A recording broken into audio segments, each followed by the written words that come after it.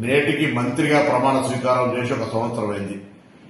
శాఖల పరంగా, ప్రభుత్వ పరిపాలన పరంగా రేవంత్ రెడ్డి గారు ముఖ్యమంత్రిగా, బట్టి విక్రమార్క గారు ఉప ముఖ్యమంత్రిగా, సహచర కేబినెట్ మంత్రులు, శాసనసభ్యులు, శాసనమండలి సభ్యులు, కార్యకర్తలందరి సహకారంతో, అధికారుల సహకారంతో ఒక ప్రజాసేవ లోపల సంతృప్తికరంగా సేవ చేసినాం.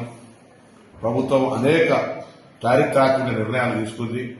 ముఖ్యంగా రైతాంగ రుణమాఫీ కావచ్చు, 200 యూనిట్ల ఉచిత విద్యుత్ కావచ్చు, 500 సిలిండర్ కావచ్చు, లేదా తెలంగాణ అక్క చెల్లెలందరికీ ఉచితంగా మహిళలు బస్ ప్రయాణం చేయడం కావచ్చు, ఒక విద్యార్థి నాయకుడిగా గతంలో ఉద్యమించిన హక్కు అయినటువంటి పిల్లల బస్ ఛార్జీలు పెట్టడం కావచ్చు, ఈ విధంగా అనేక రకాల సంక్షేమ కార్యక్రమాలు చేసిన ఈ ప్రభుత్వం తప్పకుండా భవిష్యత్తు 4 ఏళ్లలో మేము ఇచ్చిన హామీలన్నీ పూర్తి చేస్తామనే విషయాన్ని తెలియజేస్తూ, ఆ విధంగా ప్రజలంతా ఈ ప్రభుత్వాన్ని ఆశీర్వదించాలి. ఈ మొదటి సంవత్సరం పూర్తి చేసుకుంటున్న సందర్భంగా కోరుతూ అందరికీ నా హృదయపూర్వక నమస్కారం.